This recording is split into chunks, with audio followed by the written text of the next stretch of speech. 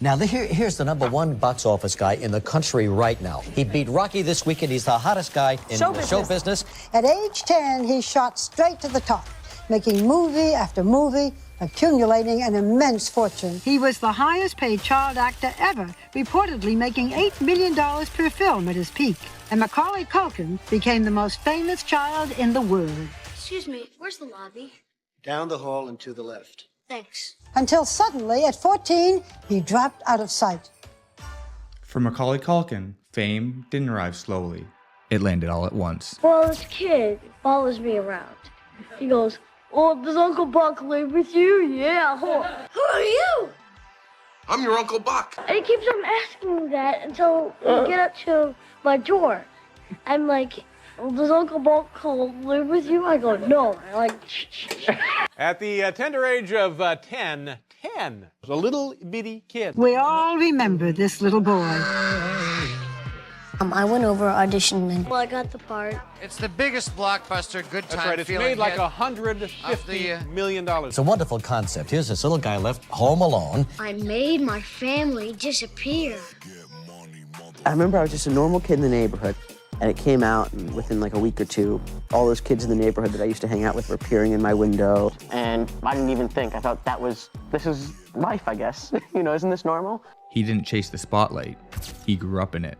Is that your nose or are you eating a banana? I was never totally getting used to it. Never totally people looking at you when you walk down the street. I have an agent since I was 6. And you live right here in New York City. Yeah. But you come from what, 7 kids, Mac? Yeah, I'm the third oldest. My younger brother Kieran, he played Fuller, the bedwetter.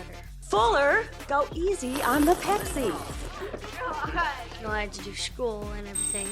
Right. And It's one of those pretend schools, though, yes. isn't it? Because you're not really in class with the other kids, are you? Yeah. Yeah.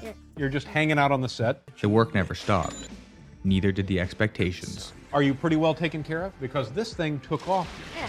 Do you have anybody representing you? Not really. Yikes.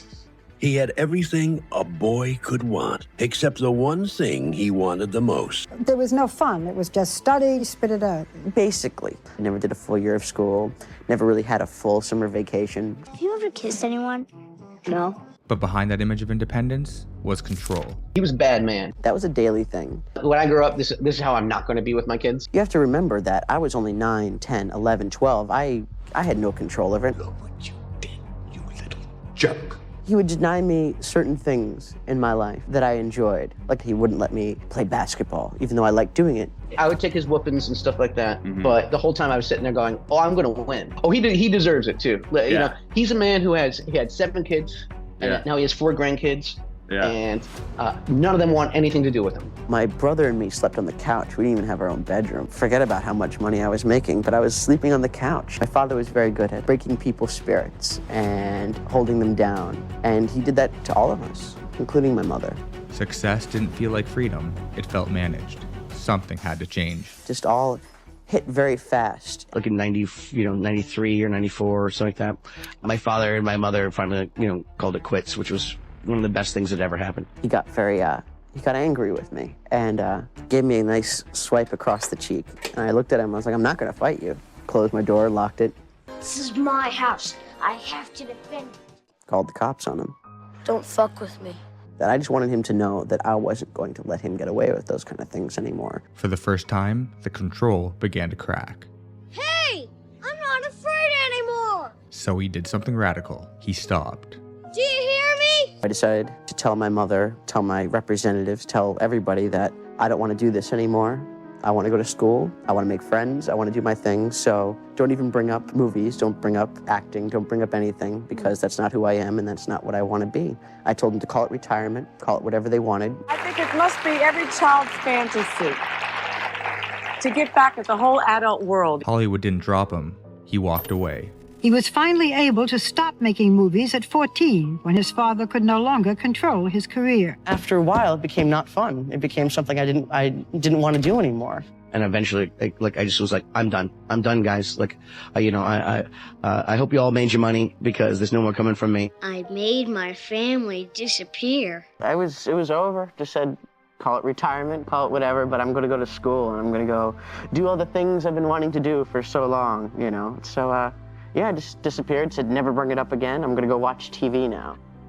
You stayed in your room and watched television? Oh, yeah, I did that a lot. I did that for a couple of years. I did that. Really? Yeah, and I was perfectly content doing it. For the first time in his life, he could breathe. I just needed a time off. I mean, I'd worked straight from when I was 6 years old. I lost the reason why I was doing it. The world expected collapse, but that's not what happened.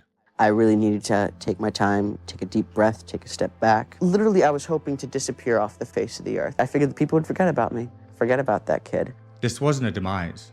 It was rejuvenation. You become a senior in high school, try to figure out what you want to do with the rest of your life, and I said, sure, I'll give it another try. It just has to be different from what it was before, and has to be, you know, kind of away from all the things that kind of drove me out of it to begin with. I've done 14 films, and I've never read one of the scripts, not one of them. We'd study the lines the night before, go out there, and then just do it, and come back, do the lines that night, come back in the morning.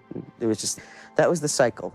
I remember I got a call from my lawyer, Ken Weiner, one day, and he said, oh, hey, Mac, you there? And I'm like, yeah, it's me. And he goes, oh, so you're still alive? And I go, yeah, I'm still alive. Why? He's like, well, CNN just called me, and they got an unconfirmed report of you dying of a drug overdose. Now he defines himself, not the headlines. Yeah, contrary to popular belief, never been to jail or rehab, and my parents didn't steal all my money. You're not a press statement, you're not a film, you are not your career. I have my family, I have my friends, I have basically everything I need in life right now. You're not home alone. No, I'm not home alone.